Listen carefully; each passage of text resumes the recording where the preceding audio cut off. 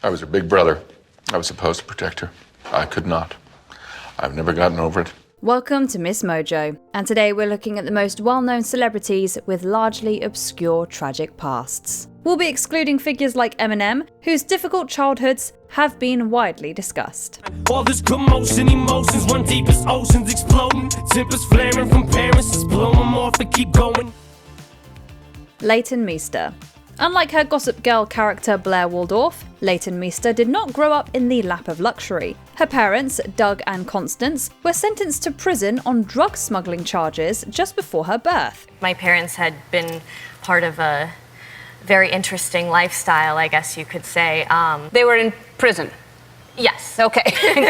But everything's fine now? Everything's all good, yeah. Born on April 9th, 1986, Meester initially lived in a halfway house under her mother's care, but later stayed with her paternal grandparents while Constance returned to prison. She was, however, released after serving 16 months of her 10-year sentence. You know, I've heard a lot of very crazy stories, and to see somebody who's, you know, a mother and she has 3 kids and she's done a lot of wonderful things too, you know, you can overcome that. And despite this less than ideal start to her life, the actress has described her childhood as surprisingly normal. In 2011, Constance took her daughter to court, alleging physical assault and refusal to provide financial support. Meester was ultimately granted a default judgment and won the lawsuit. And to be able to say, I'm sorry, especially to your kid, is to me very important, and like I made a mistake, and I guess recognizing it. Charlize Theron. Throughout her years in the industry, Charlize Theron has established herself as an incredibly talented actress and producer, but you might be surprised to learn that she survived a traumatic upbringing. I think if you haven't dealt with it, then you're affected, but I've completely dealt with it. It's something that happened a very long time ago. Theron grew up during South Africa's apartheid era and lived with her parents, Gerda and Charles, on a farm near Johannesburg. During this period, her father dealt with substance use disorder and was verbally and physically violent towards his wife. He was really sick, and this was at a time when there was no AA in South Africa. Nobody knew, in South African culture, it's just like what a man does. On one fateful night in 1991, Charles attacked Gerda and Theron, firing his gun at them and narrowly missing. This led Gerda to shoot back in self-defense, ultimately killing him. Theron has not shied away from discussing this incident and attributes her own courage and strength to her mother's bravery. She has a resilience about her that I've never come across in any other human being.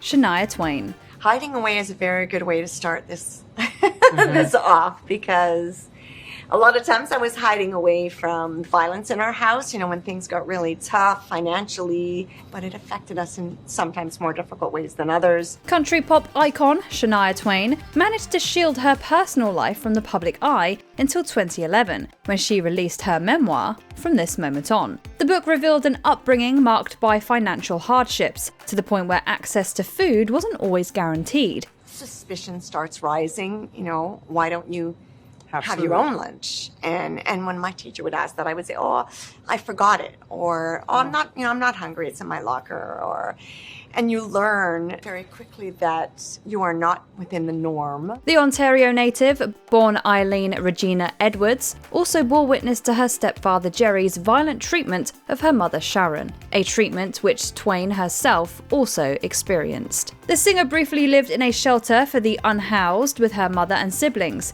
and later tried to help out by earning money singing in bars. After her parents died in 1987, Twain began caring for her younger siblings, whom she already considered her own. I lost a foundation. I lost a very important foundation. As rickety as it was still a foundation. Ashley Judd. There was something about your childhood that shaped you and wanted you to give back. So what was that? And my strange capacity for emotional extremes. My strange tolerance for emotional extremes. And I grew up in some really extreme situations. In the 1980s, single mother Naomi Judd and her oldest daughter, Winona, formed a country music duo. touring together while leaving younger daughter Ashley feeling neglected. The future actress experienced a turbulent childhood, grappling with abandonment and constantly transferring schools. In her 2011 memoir, All That Is Bitter and Sweet, Judd revealed that she was sexually assaulted multiple times, but when she tried to seek help, no one believed her. It's a very important word, shame, and it's a very important thing to talk about. We all do the best we can, and it's really okay to have responded however we responded. The Judds went on to have headline-making feuds and scandals, though the family remained largely supportive of each other. Tragically, in 2022, after enduring decades of mental health issues, Naomi took her own life in her Tennessee home. The barrier between the regard in which they held her couldn't penetrate into her heart, and the lie that the disease told her was so convincing.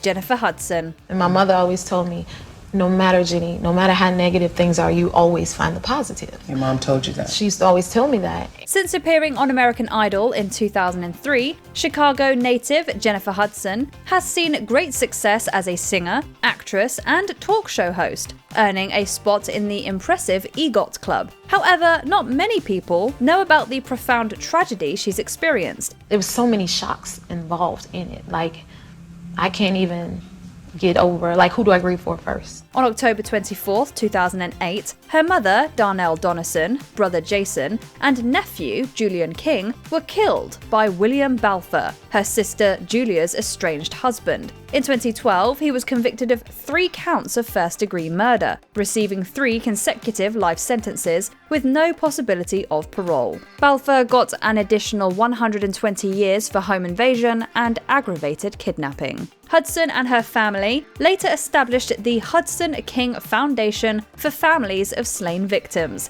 and the Julian D. King Gift Foundation. We are giving school supplies to the kids in the city of Chicago. This is the 2nd year, so again, we're growing and growing and growing. Viola Davis. Award-winning actress Viola Davis explores complex characters and their plights, but as she detailed in her 2022 memoir Finding Me, she has a significant amount of trauma of her own. If you want to climb the ladder, you got to believe in yourself, girl. So I put all the language and the mask of that on, but inside, absolutely, was the damaged little girl. After she was born in 1965, Davis and some of her siblings left their grandparents' farm in South Carolina and grew up severely impoverished in Central Falls, Rhode Island. They lived in rat-infested apartments that often didn't have working plumbing or heat. And we felt like we had to wrap coats or shirts around our necks at night to keep the rats from biting our necks. And we would listen to them. And they would jump on the bed. They would jump on the bed. Like many on this list, Davis was forced to witness her philandering father's violent behavior towards her mother. They also lived in a predominantly white community where she was subjected to racist harassment. Today, Viola Davis acts as an advocate for several issues she faced, including child hunger and poverty. The stigma of poverty, the feeling on the outside, the feeling invisible, the lack of access.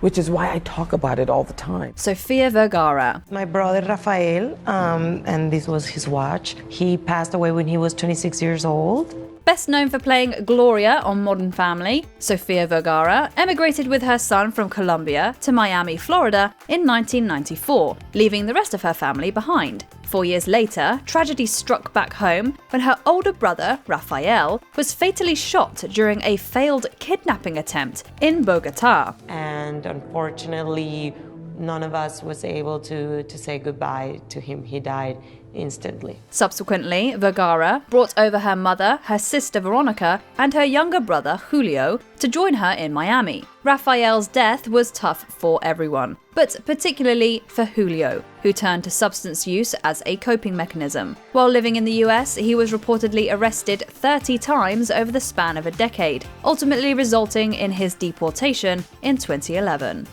Kelsey Grammer. From an early age, Frasier star Kelsey Grammer dealt with many personal challenges. The passing of his grandfather, with whom he was very close, was the first of many tragedies, followed by the murder of his father in 1968. Well, my granddad had really sort of taking the place of my father. I didn't know my dad very well. My dad died when I was 14, just a couple years after Gordon, but I didn't really even know him. Less than a decade later, Grammer's youngest sister Karen was assaulted and murdered by a group of men, including spree killer Freddie Glenn. In 1980, another wave of sorrow struck when Grammer's half-brothers, Stephen and Billy, lost their lives in a scuba diving accident in St. Thomas. My granddad on my father's side, when I called and told him about Karen, he just said, this family's cursed. Of course, I don't really believe that, but there's something that happened, something that surrounds us. The series of traumatic losses and subsequent self-blame led to Grammer's years-long ordeal with substance use disorder and legal issues. However, the actor has since sought treatment and successfully found sobriety. I said, don't show me anything. I don't want to see a thing. I'm not interested in any tunnels or any light. I have things I have to do here still. Anne Heche. The late Anne Heche proved herself to be a fierce talent, but her personal struggles tended to overshadow her work. In 2001, she released Call Me Crazy, a memoir detailing her lifelong battle with mental illness and her alleged sexual assault at the hands of her father, Don. Abuse is something that should be talked about so that you don't find yourself wandering through fields, calling for God and screaming for God, because it can make you crazy if you don't talk about the pain in your life. Heche's mother, Nancy, vehemently denies this. After separating from Nancy, Don lived in NYC, concealing both his sexuality and his AIDS diagnosis. He passed away in 1983, and 3 months later, Heche's brother Nathan died in a car crash. Feels like he's your guardian angel, and he understands and kind of has facilitated all of these understandings that these families have came to about their mental health, how their mental health affected people. But he brings up your mom, and there's just this disconnect. And the family tragedy continued as her older sister Susan succumbed to a brain tumor in 2006. Sadly, in 2022, Heche was involved in a series of car accidents that ultimately caused her death on August 11th. To overcome difficulties in your life and to understand that you can get to the other side of them is really what my hope is for people who have been raised in difficult circumstances. Before we continue, be sure to subscribe to our channel and ring the bell to get notified about our latest videos. You'll have the option to be notified for occasional videos or all of them. If you're on your phone, make sure you go into your settings and switch on notifications.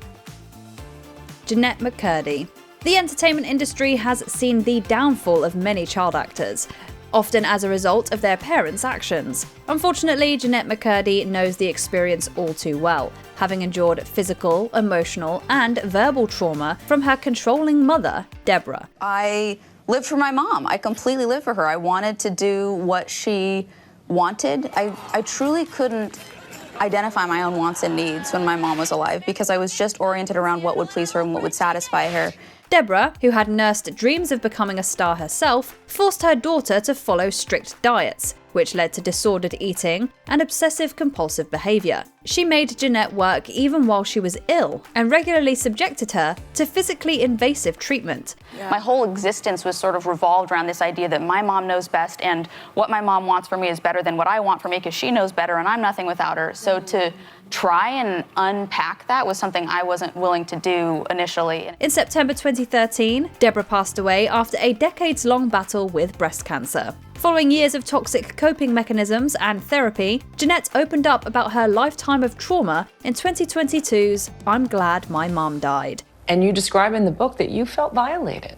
Yes, I absolutely felt violated, and eventually accepting that was the most, I think, integral piece to my own healing and recovery. Were you surprised by any tragic family histories on this list? Let us know in the comments below. That's really tough. That's the longest I've ever paused before answering, and I'm still not sure.